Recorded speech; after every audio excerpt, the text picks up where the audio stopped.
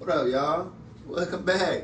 Welcome back to day 27 of 75 Hard. This is Living the Word of God. My name is Whitman. Why am I so excited right now? There's so much to unpack from today. So much that happened. I'm excited. And I also have so many thoughts running through my head. So maybe I'll just try to pick them out and tell you them. And it might be random, it might be sporadic. It's been told to me that I have ADHD. I don't see it, but we'll see. So, to begin, I want to recognize that I don't really gotta be sharing stuff on here. I ain't gotta be saying all my business, but I have been as a form of discipline, as a way to practice being vulnerable, that don't hold things so close to your chest, put them out there. I have no idea who's gonna see this, and that's part of the reason why I'm doing it, is just to be out there. You know, part of the reason I kept people closed off to my house, my personal space, is because this is mine. You know, I don't want people to, this is the place I gotta come home and relax, and nobody gets to see me here, and it's great, that's wonderful. And I hold that true, this is my space. I mean, I share with my sister, right? But this is our space. But at the same time, I kept it closed off as a means to almost hide from people. You know what I'm saying? I didn't want them to. It wasn't that I wanted to protect it. I didn't want them to see it. Because if they see that I didn't, if they see that my house is lived in, they're gonna judge me. Bruh, what? Who cares if you got dishes in the sink? You know what I'm saying? You live here. Who cares if you didn't take out the trash? You live here. You know what I'm saying? But there are things that I want to do. I don't like leaving the trash in my house. This is so random. I'm all over the place. I got so many thoughts, guys. But I don't like leaving the trash because it starts to get stinky. You feel me? I'm allergic to my sister's cat, so I gotta vacuum the apartment. There's some things that you just have to do, even if you don't want to do them, under the regimen and the routine and calling it discipline. That's what you have to do sometimes. You have to do the things you don't want to do, and it sucks. Sorry. But that's life, right? We growing up. This is what you wanted. You wanted your own space. Grown folks need their own space. My dad said it all the time. So you wanted your own space, you got your own space. Now you gotta take care of it. Uncle Pat told me, he said, what's crazy, I remember the first time I moved to my own house, Pat said his mom told him, she said, if you put that soda on the table and you leave it there, it's gonna be there when you come back. It's duh, right? But until you go live on your own, you don't really understand what that means. If you make a mess and you don't pick it up, ain't nobody gonna pick it up for you. You know what I'm saying? There's so many small things that you have to do when you start to live on your own and take care of your own space. And it's all the things you wouldn't think to do. Right? You're cooking in the kitchen, you clean up the stove, you keep cleaning the stove, but you don't recognize that sometimes that food splatters and it gets on the wall behind the stove. And so now every now and again you gotta get up there and you gotta wipe that out. You know what I'm saying? Sometimes the trash overflows and it falls and gets on the floor, so you gotta mop the floors a little bit. We have ours in the cupboard, so you gotta clean out the cupboard. You know what I'm saying? Take care of my bathroom. It's I keep it clean, but there's just dust that accrues. You gotta, dust away, clean off the mirrors. I be getting aggressive when I be brushing my teeth sometimes. Get up on the mirror, you know what I'm saying? You gotta keep that clean. You don't realize there's so much more to it. All the little things. Yes, I gotta do my laundry, put everything away, you know what I'm saying? Make my bed every single day. Bars. I gotta do all these different things, but you don't think about the little stuff that it takes to maintain a household, right? You think just because you buy the groceries and because you pay for stuff, and because you pay for the electricity bill, for the Wi-Fi, and you bought the furniture and stuff, it's great, that's great that you made this a house. But what makes it a home, and how do you upkeep a home? How do you take care of the things that you have, right? And that takes discipline. And that's really the word for today, if I had to give one.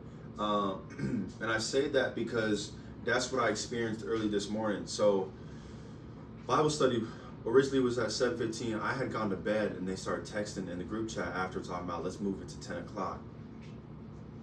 I woke up, didn't read the messages. First alarm goes off at 4:45 this morning, so I wanted to do my run before Bible study. I was like, if I can get done around 7 o'clock, then I can go to Bible study and be there on time. And I figured, 10 miles is what I was running this morning. I figured that would probably take me about a 10-minute mile, somewhere around 100 minutes, an hour and 40 minutes. So I was like, 2 hours should be plenty of time. Start my run, should be done with 2 hours to go. Well, I started my run at 5:25, and my run took me an hour 47. So I was 7 minutes off my pace, my desired pace, which wasn't bad because, why? Thanks for asking. Discipline. The goal and the objective for this run was not to do it as fast as I could. It was to keep my heart rate under 148. The goal is to build my VO2 max so that way I can run easier, with more elegance and grace, so I can do more work with less effort, right? And so that's what these runs are for. These long runs are to keep my heart rate below a certain threshold, to build that VO2 max, and to restrain myself, to know that I can do more, but tell myself no. And guys, that was really difficult. We're now transitioning into one of the thoughts that I was having in the beginning of this conversation, is how difficult it was to run with discipline. Gosh, I was so frustrated because I was like, this is just taking forever. An hour and 47 minutes of running, knowing that I could have ran it faster but having to keep my heart rate below. And I'd start to stride out, feel good. I'd look down and be like, slow down. Okay. I'm jogging again. Okay. Yep. This is great. You know what I'm saying, bro? Like 10 miles ain't no joke. To think I was 3.1 miles off. 3.1 miles off of a half marathon this morning before 7:30. Y'all, we putting some miles on the legs. Tomorrow is supposed to be a leg day. I also push carts, and I pushed carts today as well. It's just been heavy on the legs. So I'm gonna get back to where I was in a sec. So the plan tonight is I'm gonna throw on a TV show, massage my legs out, kind of just hang out for a little bit, watch one episode of Once Upon a Time, and then get to bed early tonight. Or not early, but I don't have to be up till about 8 tomorrow. So get to bed tonight, get some good rest, much needed rest, and then hit a workout after church tomorrow. Eat some food before this Super Bowl, and then go to work and push carts. And I'm gonna do that as my second workout because it'll be leg dominant. And I'll be pushing carts for 4 hours. So it'll be a leg workout, The other alternative would be to get up before church and go hit a workout at 7 a.m., which I just don't think is necessary. I've already done so much legs. So after work tomorrow, I'm planning on doing a mobility workout when I get home, of just like strengthening through awkward movements and stretching and deep lunges and that kind of stuff, and just getting into the hips a little bit, preparing myself for Monday, because I have a run Monday, and that's a pace run. So that'll be running at the pace that I want to run my marathon at. So that'll be a speedy run. So that's the goal for that. But you guys see, sorry, my mind's all over the place, and you guys can see that. But yeah, during that run this morning, it was so difficult to just, because I just wanted to be like, I had more to give. You know what I'm saying?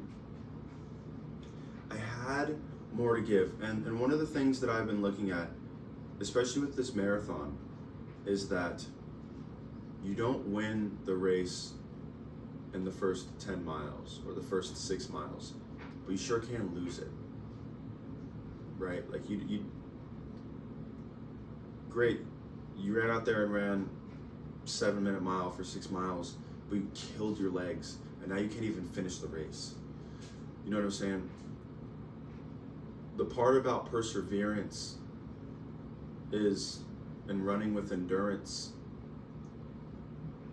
is it's necessary to have discipline. You can't, listen to me, without proper training, you cannot run your race and not have discipline. That might have been two thoughts together, but you get what I'm saying. Without the proper training, if you try to run your race, you will fail. You will. Even with the proper training. Sometimes running our race, we will fail. It's like, duh, right? Like, well, I didn't train for this. I'm not expecting to do it perfect, right? So you're gonna fail so you can learn. I'm not saying failure is a bad thing or that your life's over because you failed. But when you think about when you create a plan and you learn and you have proper training and you now run, if you don't stick to that plan, what was the point of doing it? And so you fail again. And so you fail again. And so you fail again. Until ultimately you come back to the realization that discipline is the very thing that I was lacking, and it's the reason why I haven't been able to run my race with success. You hear what I'm saying? So what I'm offering to you is this idea that when you make your plan, you don't try to do it all on the first day. I love this quote. So many people overestimate what they can do in 1 year and underestimate what they can do in 5. Why? Because when you start to gain traction, when you start to build momentum, it's easier to keep it in motion. Guys, I'm telling you, in terms of running this race, this actual marathon that I'm preparing for, I'm learning so much about my pace, about my heart, about my lungs, about how to breathe, about how to run. I'm seeing that when I'm going in the first little bit, my heart wants to spike, and then it kind of drops down, it settles at a nice 160 range. You know what I'm saying? And then I get to sit in that. And that's when I get to start coasting. And it's like, we're here. We're right here, and we're gonna be here for a while. So get comfortable. And just focus on your breath and focus on your stride. And just stay there. And stay there. But it's because I practiced. It's because I have a plan. It's because I've been preparing for it. And it's like, man, you know what's gonna suck? Is I know that I'm gonna have adrenaline on the day of the race. I know there's gonna be nerves and excitement on the day of the race, which naturally increases your heart rate. And so I have a plan that for the first 6 miles, I'm not allowing my heart rate to go over 158. Well,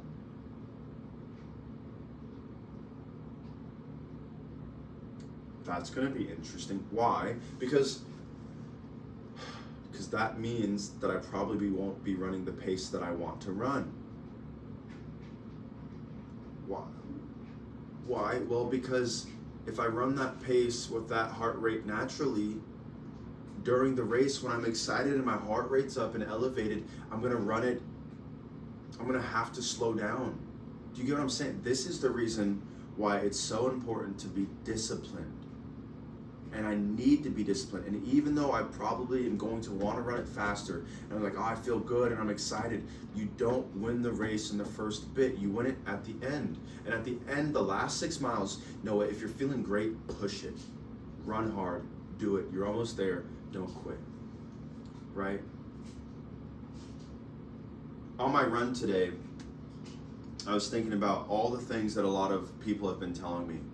You're gonna blow your body out. You can't do this. You're pushing way too hard. You're this, you're that. When I did it, blah blah blah. And I'm like, y'all, what?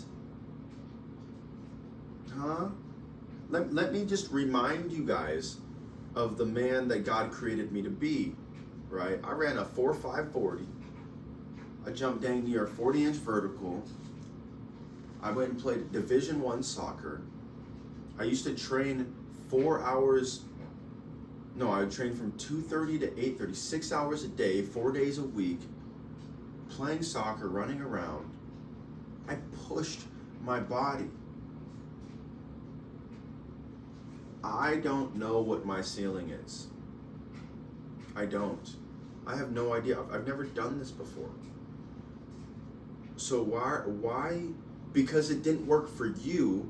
Why are you, and it's different offering advice to someone and telling someone, oh, you shouldn't do that because this. Well, when I tried that, this, right? I appreciate that. I appreciate that. But let me tell you something as well, bud. This was my second full week of marathon training, and I've already hit a 10-mile run. And last week I did an 8-mile run. You get what you feel me? Like, I don't know what my ceiling is, and I want to find it.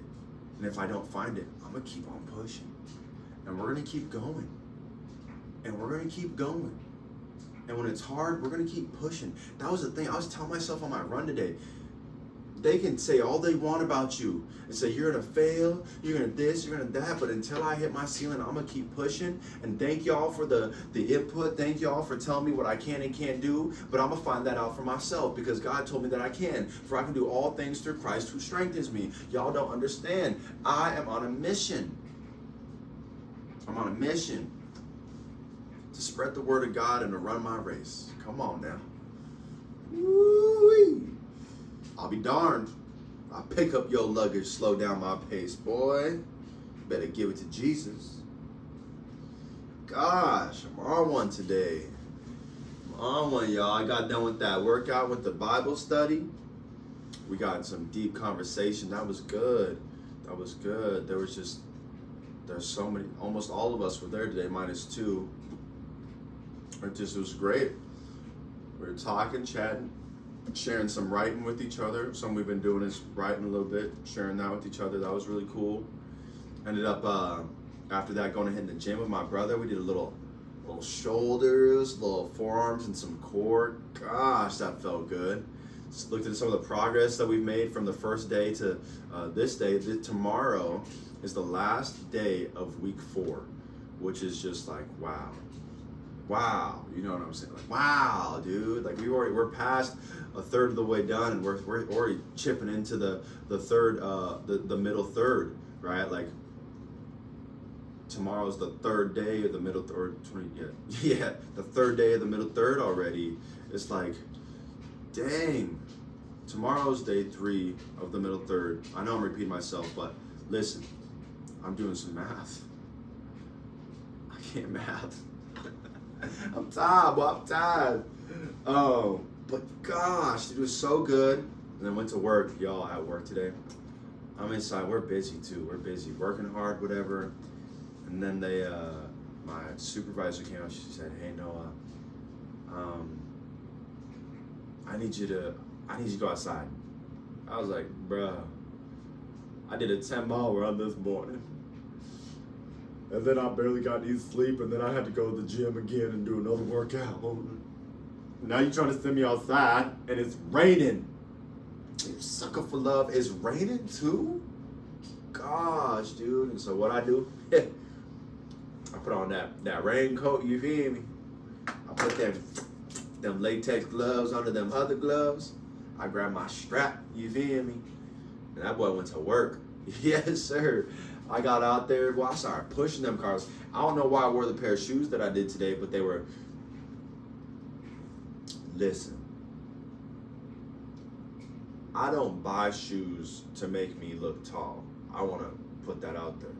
Very comfortable with where I'm at in life, okay? These shoes, though, they got a little bit, you know what I'm saying, a little elevation on them. And thank God I wore them today because we had puddles in that parking lot. So I'm stepping through them puddles. High step, my feet are dry. Thank God. It's raining. My hair is wet. Yes, sir. It's just a vibe. It was a movie for real. I'm out there pushing carts in the rain, thinking like nobody knows what I did today. Nobody knows I put in 10 miles this morning. Nobody, and I'm over here pushing carts, not complaining. Just praising God. It was great. And then talking about, did you hear about so-and-so? Nope. Kept it pushing. I ain't got time to gossip. You feel me? I got time for that. Talking about, what'd he say? What happened? Oh, okay, yeah. You know what I'm saying? I will say that's something I need to get a little better at because I don't necessarily talk much, but I listen. That's me gonna be a little vulnerable right there. Expose myself a little bit. Something I need to work on is I might not add much to the conversation, but I'll listen. I'll listen. Every now and again, I can't even front. I'll catch myself gossiping. What you think about so and so? Oh, you want to talk about so and so? Let me tell you, nah, bro. I got to get better at that, and I know I do. Yeah. But then we got home from work. I said, okay, this is the plan. This is what we're going to do. We're going to hop in the shower. Boy, that shower felt good. Threw some eggs on, made myself a little food real quick. But I've been writing a lot more. I've been telling y'all about that. And tonight, I'm going to be writing about discipline. That's the goal. I've been personifying things, but just thinking about that idea this morning, how I went on a run this morning and I invited my friend Discipline. It just makes you think about it a little bit different, don't it? You went on a run with your friend Discipline. Man, yeah, the conversation was quite repetitive. I wanted to keep it pushing, and he kept reminding me of the goal that I set ahead of him. Come on now, you see what I'm saying? It be flowing off the top a little bit, you know, when I get a little tired and stuff, but I be thinking, yeah, but I'm about to crash though. My legs are so heavy. Almost as heavy as my eyelids, bars. Oh my gosh, I'm on one. Yeah, but hey y'all, for real though, I'm kind of going crazy. I'm just here by myself. That's the part that sucks. I'm all alone. No one beside me. What Donkey say? But you gotta have friends. And so I'm just grateful. I called one of my homies today. He lived out in LA. We just caught up for a couple minutes right before I went into work. It was great. You know, and that's the thing. I think sometimes we think that life got to be this grandiose thing. It's got to be something spectacular every single day. Like it's got to be this and that. But no, I think just being able to put a smile on somebody's face, when you start to appreciate the little moments, when you start to appreciate the small things, that's when life becomes great. You know what I'm saying? That's when life becomes wonderful. And I'm grateful. Excuse me. I'm grateful for the opportunity just to work, you know what I'm saying, and show up to a place every single day. And it's not the most wonderful, lavish, you know, fulfilling work in the world, but I get to influence people. I get to talk to people. I get to tell them that I hope their day gets better and actually mean it. You know, I get to see people wearing Jesus merch and have a conversation about God in the middle of a grocery store. You know what I'm saying? Like life ultimately is what you make it out to be. And if you want to walk around every single day and have anger and have resentment and have frustration, like you're gonna wear that on your sleeve, and you're gonna be bleeding on other people. It's time for us to address our wounds so we can start to heal. That's real. And I know sometimes that's a touchy subject, but you have to understand that an open wound isn't something that's easily taken care of. No, when you spot an open wound, especially if it's been open for a while, it can be infected, so we have to sterilize it. And that can be very blunt and shocking, and it can hurt really bad. But then you can address it, you can start to heal it, and you protect it, and you cover it, and you watch it grow. The thing is, some people are just so bitter. And they really have the choice. Like, you can say that you don't, but you really have the choice. I think of Jesus. After he learned that John the Baptist was beheaded, his best friend, learning of this, what does he do? His plan was to go away, but then he comes to a crowd of people, great in number, and has compassion on them because they are but lost sheep without a shepherd.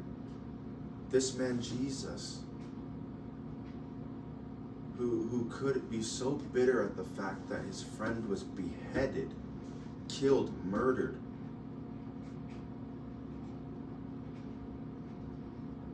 had compassion. He chose in that moment to care for. Why? Because that was his character. Jesus' character was compassion. And that moment was a moment that tested it. And you just saw it come out.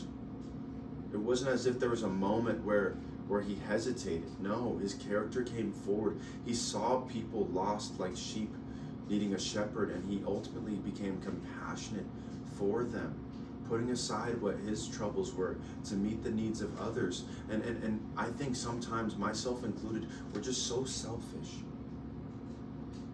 And we think to ourselves, like even today, man, I did 10 miles, and then I did another workout, and then this happened, and then I didn't get to sleep as much as I wanted to, and then I didn't get to eat as much as I wanted to, and man, I had to spend more money on this food so that I stayed within my diet, and this, that, and the third, and now you guys want me to go out and do cards. And then it switched for me. It's like, wow, what a great opportunity, God. I get to go help my coworkers. But there was a moment there where I hesitated, and I had to choose. I had to choose to be grateful. I had to choose to want to help.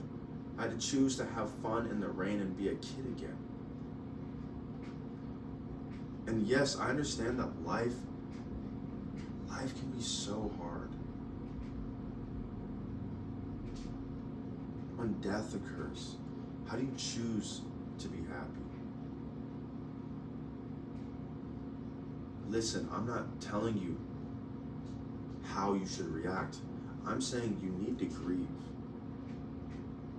You need to acknowledge that it happened. You need to process it. You need to deal with it. Because running from it is never going to solve the problem. Fighting it and gripping it is never meaning you're going to get past it, because you won't let it go. Turning from it and pretending it's not there doesn't mean that it's not there. You have to deal with it. We have to face our problems. I know that life is hard. I know that let me not even say that. I know that things have happened to you that have been difficult. Things that you wish maybe have never happened before. But the reality is they did. I know that you don't want to be overweight, but the reality is you are.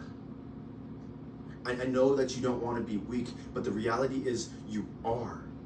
I know that you don't know as much as your word as you want to, but the reality is you need to study. And the truth is, until we acknowledge and become humble enough to admit the place that we're in, we can never get to our goal. Here's why. If this is the place you want to make it, it's going to be backwards. So if this is the place you want to make it to, and you think you're here already, you won't do the work necessary to get there. Or you think the work that you need to do, the work that you think you need to do isn't actually the work you need to do. Because you think you're here, but you're way back here. You're way back here. How do I put this into something that makes sense? It's as though we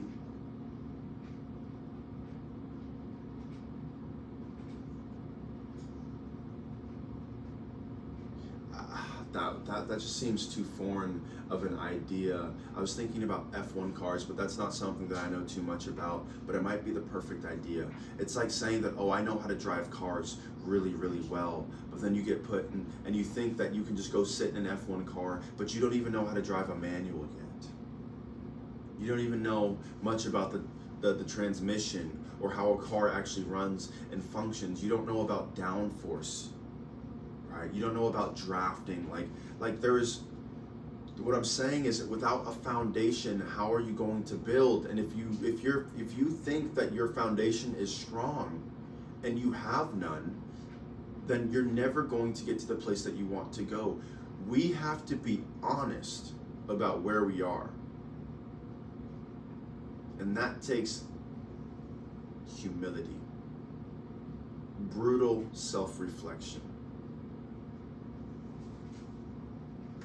It takes submitting the ego.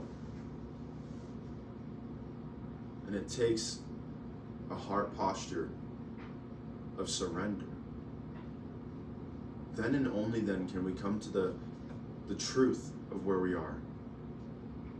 And then and only then can we actually find the steps necessary to move forward. You wonder why you're not healing. It's because you won't admit that you are hurt.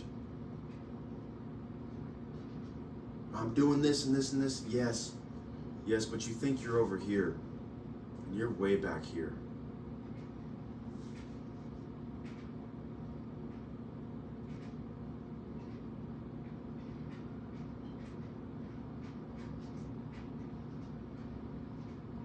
You're trying to put a cast on something that needs stitches.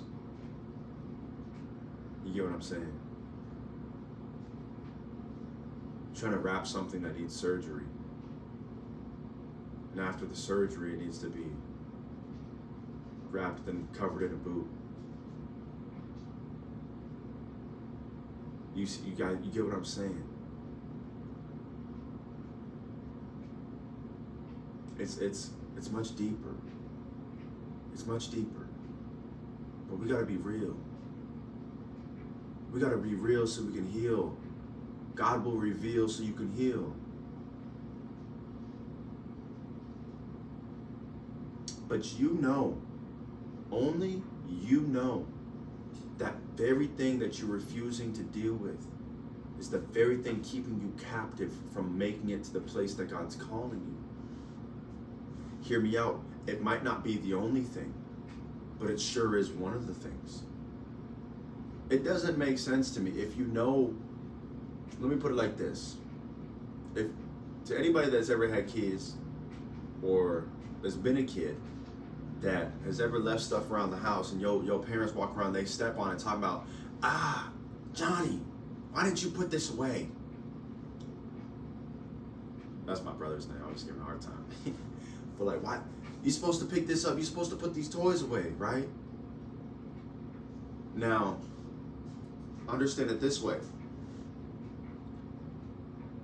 If that parent walks the next day and they step on it again, and the next day and they step on it again, the next day they step on it again, and now they know that that toy is there, and they keep stepping on it, complaining, why didn't you pick this up? But they know it's there. Y'all gonna catch me in a second. Now you be the parent in this example for a second. You know that that is there and you step on it anyways. And then you complain to somebody else that you stepped on it. You had a couple different options that you could have done. I think one of three. One, step on it again. Two, know that it's there and move around it. Or three, pick it up and deal with it. Right? Because truth is, we're all going to step on some things sometimes. That's going to happen. It is, and that's okay. But it's when you step on it knowingly and you're complaining about it. When you step on it willingly and you're complaining about it. But you could just not step on it. No, but the pathway is so tight through there that, okay, now you're making excuses for the reason why, but you could just pick it up. But you could just deal with the problem. You don't actually have to be hurt. You don't actually have to go through that pain. You can get over it. But there's more to it though, because there's also not just when you become in this cycle of stepping on it over and over, you get used to stepping on it to the point where now it gets picked up. Even if it's not there, you're still mindful of the experience that you had built in your mind, the habit that you built, that now that it's gone, you think that you still need that pain. Now you have to learn how to live without it. You have to learn how to live free. Being captive to bondage, you now have to learn how to live free. And so imagine that toy that's being stepped on being something in your life that you refuse to deal with. Imagine that being forgiveness. And every time you think about this person, you get angry, you get frustrated, and you want to cuss them out, them and their mama. Knowing that it ain't good for you. Your heart pressure get raising up, your face start getting hot, you start getting a little sweaty a little bit. Now you got to go smoke or drink or something just because this person that did so much to you. But no, you're stepping on the toy, complaining about the pain when you could deal with it, when you could not step on it. Not stepping on it in that scenario looks like not thinking about it, going around it. but you could forgive them. Here's the thing, forgiveness is a gift. I hold forgiveness and I have to give it to you. Now, if I never have to give it out because nobody's ever did me any wrong, then that means that this ain't got no weight to it. But the thing is, the greater the insurrection, I hope I used that word correctly, the greater the, I think I did, the greater the fault, the greater the compromise, the greater you hurt me, the more forgiveness begins to weigh. And something that wasn't so heavy now starts to have some weight to it. And you hurt me even deeper and deeper. You guys get what I'm saying? And deeper. And now this forgiveness, this gift, it weighs so much. And if I don't give it to you, it weighs on me. Forgiveness is a gift that only you can give, that comes from you, that's not for you. Y'all get it? I just know that the enemy is a liar. That he wants God's people to be in bondage. He wants them to be stuck. He wants them to be trapped. But I refuse to believe the enemy. And we have a calling, my friends, to heal, to grow. I challenge you all. Forgive someone small. Someone cuts you off in traffic. I forgive you. Maybe you weren't even thinking about me. Maybe you're in a rush. Maybe you have to get to the hospital. Maybe there's something in your life that's more important than me, and it wasn't just you trying to cut me off to cut me off. Maybe there's more going on to the story than I know about. I forgive you. Y'all get what I'm saying?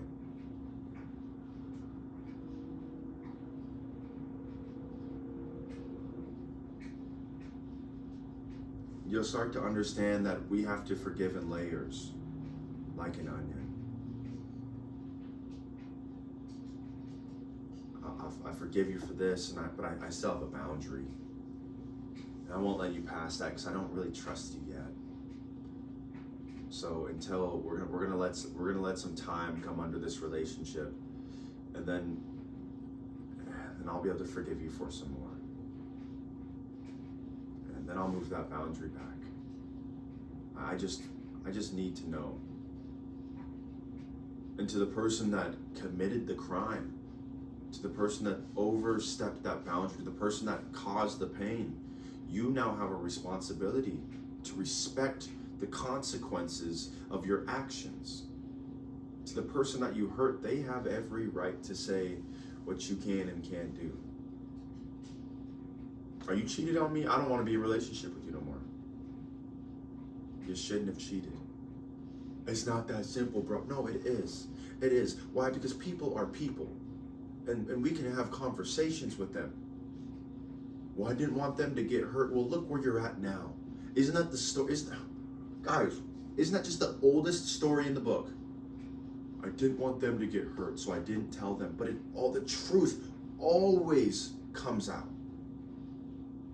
It always comes out. They're gonna know. But you're too scared to have a conversation. Yo, we gotta grow up. We gotta stop playing with people's hearts so much.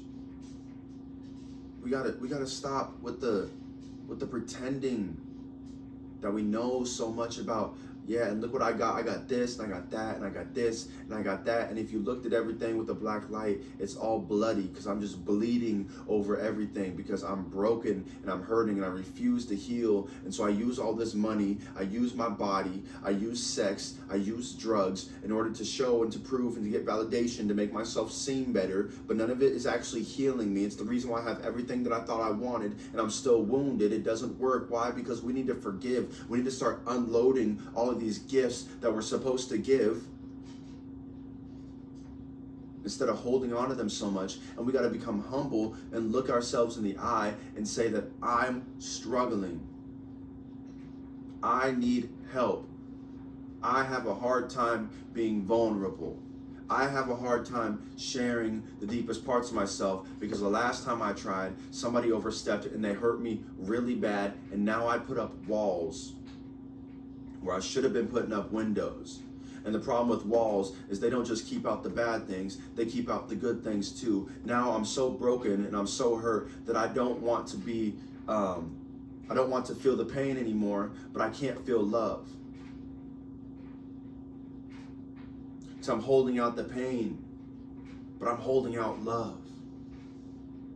So many of us don't even know how to be loved anymore. We don't know how to be seen anymore. Guys, I'm so serious. This is so much bigger than just let's get healthy physically. I read it today's verse. It says, you know, I wish I could remember it clearly, but it's saying that like while physical training is good for the body, that's great and all, but we need to practice godliness. That's good for the soul eternally. You know what I'm saying? Like, we got to practice godliness. And what does that look like? What does that look like biblically? And these are some questions. It's like, let's start studying more. Let's start getting in our word. Let's not just say that we live the word of God, but then nobody sees the fruits of God in our lives. You will know them by their fruits. You say that you believe in God, but then you're cussing all the time. Here's the thing, you're not trying to stop. I understand there's a process and a journey for everybody. You say that you love God and you're actively sleeping around and you're not trying to stop and he's convicting you for it and you're blowing him to the side. You say you believe in God and that you love him and you're following him with all your heart and you're getting blackout drunk every single weekend, giving yourself to people that you don't know. I'm not shaming people. I just want us to look ourselves in the eye and be real. What are we doing? What are we doing? Do we really believe God is who he says he is? That he's the one that spoke and created all of things to come into existence? That he sent his only begotten son to die, restore order back to the universe, and create a highway for us to commune with the Father again? Do we really believe that God is the Father of Abraham, Isaac, and Jacob, and the same Spirit that rose Jesus from the dead dwells in us? Do we believe in this? That we can do all things through Christ who strengthens us, that if we have faith even the size of a mustard seed, that we can tell that mountain to move and it will? Oh, ye of little faith, what do we actually believe in? Because if we say we believe in that God that loves us, that cares for us, that knows the hairs on our head and counts them and numbers them, that knew us before we were in our mother's womb, that foreknew us and therefore predestined us, that has a plan for our lives, and we say that we're following him, and we put all the verses in our stories, and we post pictures and videos of God, and we wear all the apparel, and we cast out demons in his name, and we speak in tongues and we prophesy, but our heart is far from him. What will happen? We'll get to the gate and he'll say, depart from me, for I never knew you. O ye workers of iniquity. Deny my Father on earth, and you will be denied. Deny me on earth, and I will deny you to my Father who art in heaven. Guys, It's time for us to stop playing around. This is serious. This is serious, and this is me, your brother, your friend, a son, who's just trying to share the truth. That if we say that we live the Word of God, people should know by our fruit. I understand that we are all works in progress. Can we share just a little bit more joy? When was the last time somebody walked up to you and was talking about, it's just something about you?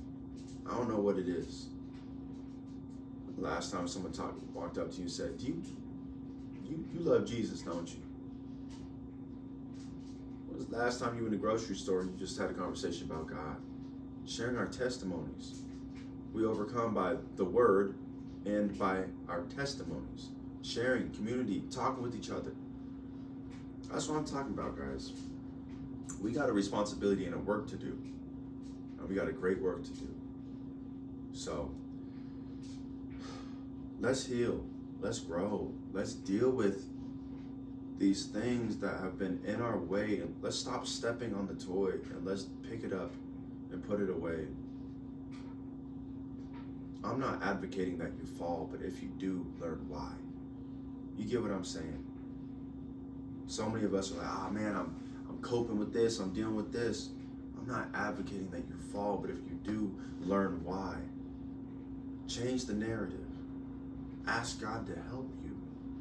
Father, this ain't something I've ever done before. I don't know how to do it, but you said that if we can make a plan, but you're gonna order our steps, God, so I'm just gonna start walking.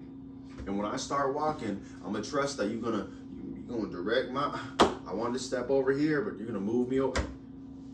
Direct me, God. Lead me, God. As I walk in this unfamiliar place, I believe that you have a plan and a perfect plan for my life, that your will, let me surrender mine for yours. Let's do a little transaction. I'm gonna give you mine, you give me yours, and we'll call it fair. And you tell me what you want me to do. You want me to take a step, or you want me to go? Y'all, it's he says, my people perish for lack of knowledge. Something we don't even know we can ask God for. Infinite God. And we're like, I didn't even know I could ask him for that. Yeah, we can. We can. Ask and you shall receive. Knock and the door shall be opened. Seek and ye shall find. Y'all want to know the truth? Start looking for it. Give you a big hint where you can find a lot of it. Jesus is the truth, the way, and the life. No one comes to the Father except through him. Come on, y'all. We got some work to do. Myself included. I'm not trying to be up here acting like I'm holier than thou. Y'all, what Paul say? He said, I'm the least among all y'all. Now, I believe Paul really meant when he said that he was the very least. I wish I was as humble as Paul. I ain't even gonna front. I ain't saying I'm the bottom. But just that statement alone lets me know that I got a lot of work to do. You know what I'm saying? Got a lot of work to do. The last shall be first and the first shall be last. He says, be like children, and the children will inherit the kingdom of heaven. I'm not better than anyone. I don't got nothing that shows for it either. I was talking earlier, great, you played Division I soccer. Cool. It was a great experience. I got to travel and do some things. Cool. You got a car that you're paying for that ain't yours. Nice, you're in student debt. Nice. You broke.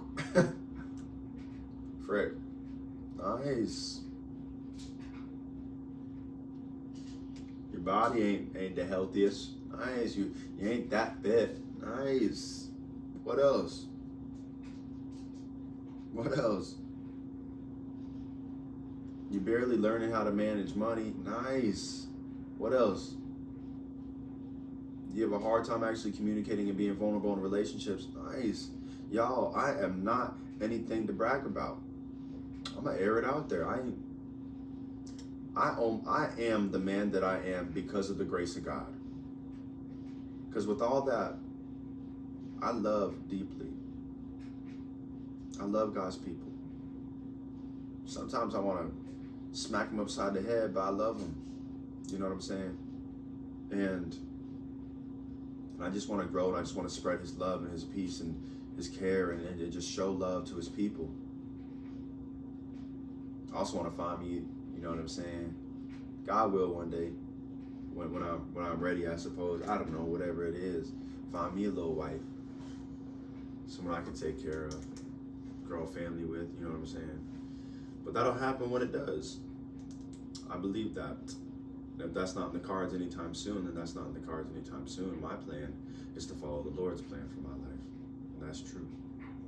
So y'all, I've been talking tonight, boy. I'm gonna go ahead and get myself a little bit more water.